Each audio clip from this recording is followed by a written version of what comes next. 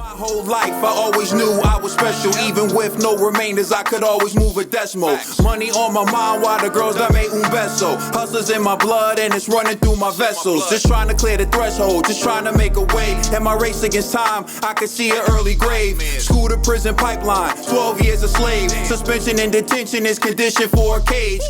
The next topic we're going to discuss on Boxing Bros is, should Canelo BIvol rematch be at 175 or at 168? Now, here's the thing. If it's at 175, it's Canelo going for another belt in a different weight division. If it's at 168, it's Canelo defending his undisputed titles against Dimitri Bivol, and Dimitri Bivol trying to become undisputed champion for the first time in his career. So, with that being said, where should the rematch take place? At 175 or 168? I'm going to turn it over to Trill Dollar Bill for his insight.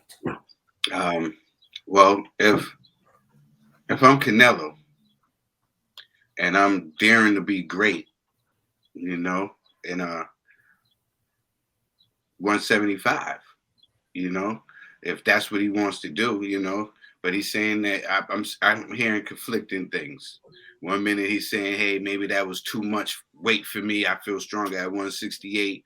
And then there was another thing where, you know, he really feels like if he got another crack, you know, it's added that he can, you know, he can beat Bivol, you know. He just felt like, you know, there's a couple other things he could have did, and, you know, maybe he could have.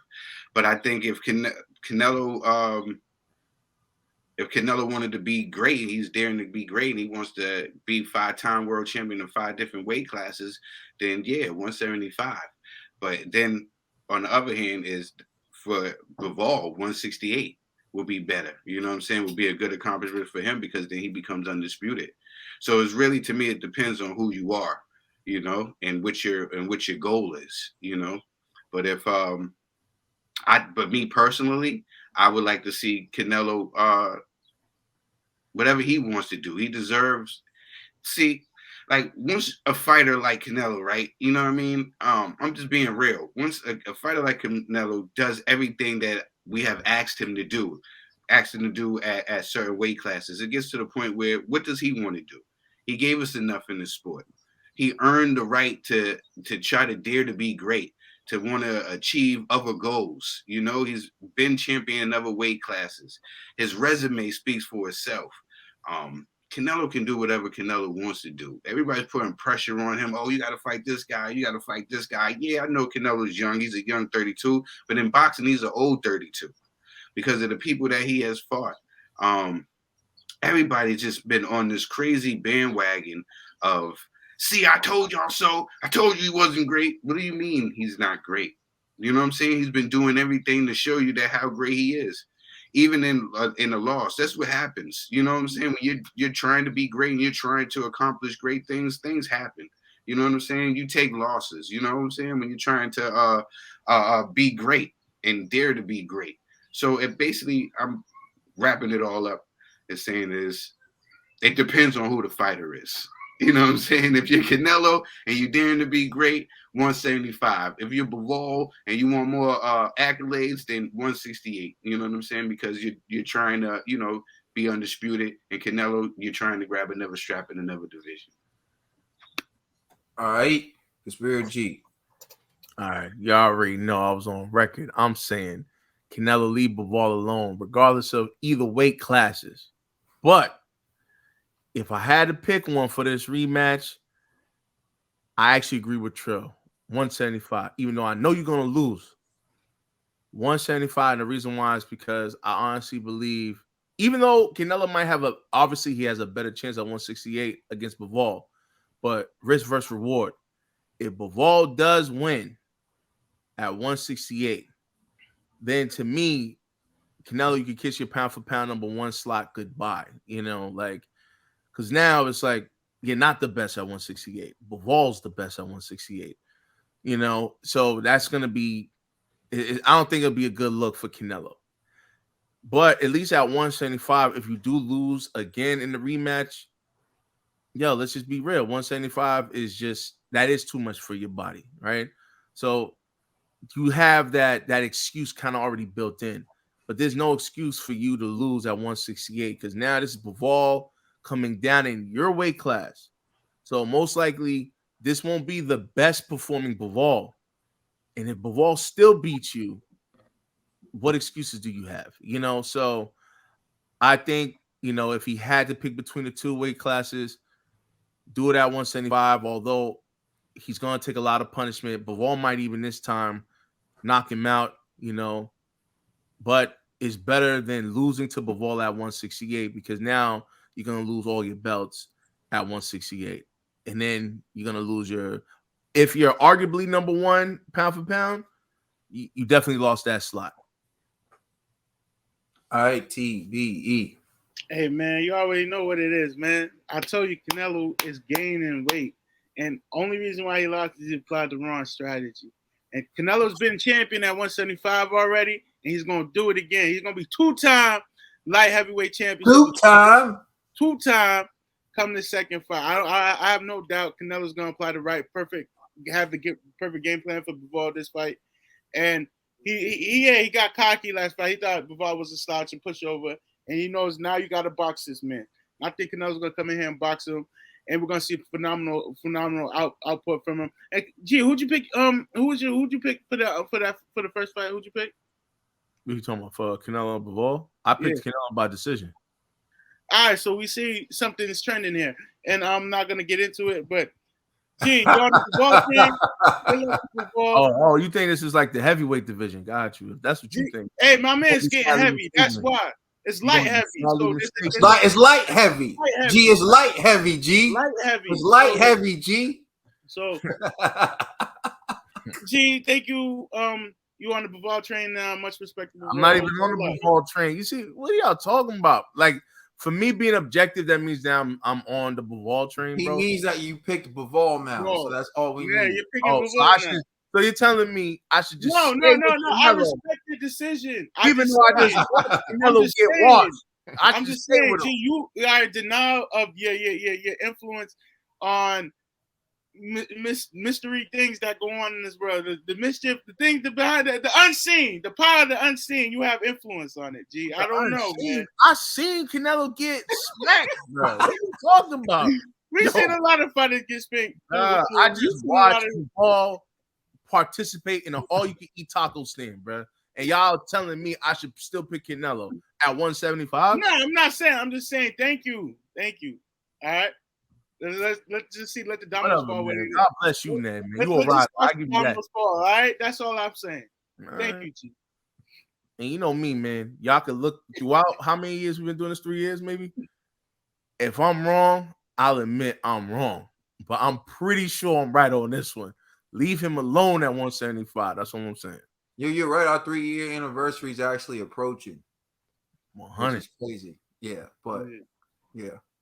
You done getting G, Ned? Yeah, I'm done. But Canelo 175, do or die, man. You had G on the ropes, TVE. Oh, you had G on the ropes, TVE. I think the rematch should be at 175. Otherwise, what's the point? Canelo was chasing greatness. He was daring to be great. To beat him at 168 is going to do nothing because everyone's just going to say you couldn't do it when he was at 175. You wouldn't beat him if it was 175. Even if Canelo beats him at 168, it's just his title defense. This is another title defense at 168. So the challenge and what made it magnificent was Canelo was trying to, what it seemed like, become undisputed at 175. And I watched that fight. I don't want to say I'll watch it again. I don't really feel like I need to watch it again. I had it 9 rounds to 3 for Bivol. But even with that landslide, I don't feel like Bivol was so great that Canelo can't beat him. I just think Canelo underestimated a lot. And I think Canelo had the wrong strategy. And I think knowing that Bivol is going to approach a fight a certain way and knowing that Bivol has the skill set, but the way he knows, feeling the punches now, I think he'll be better equipped to win the next fight. And I'm not saying he'll win the next fight. But what I'm saying is I think he can improve. I think there's a lot he can improve on. And even then, I thought he looked flat. And I'm not making excuses, but he had 4 fights in a year within the span of a year. So I'm not like saying that they were all in the same year, but within the span of the year, he had 4 fights. Then immediately went to fight Bivol.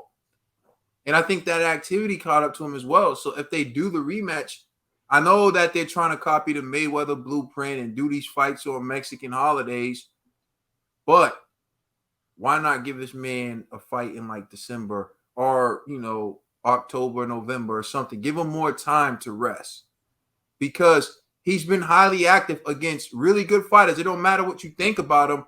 They were undefeated champions. Callum Smith, Billy Joe Saunders, Caleb Plant, and Dimitri Bivol.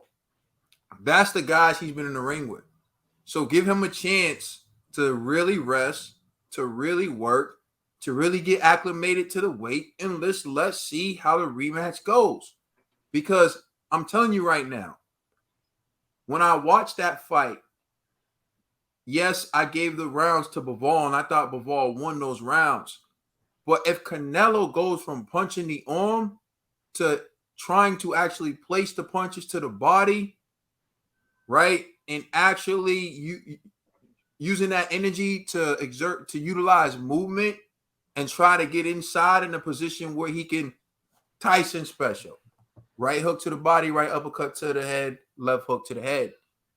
If he starts incorporating that behind some head movement and a double jab, I think things are going to be different.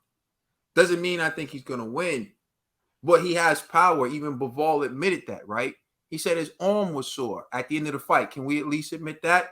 Now, what happens if it's his chin that's sore? What happens if it's his ribs that are sore?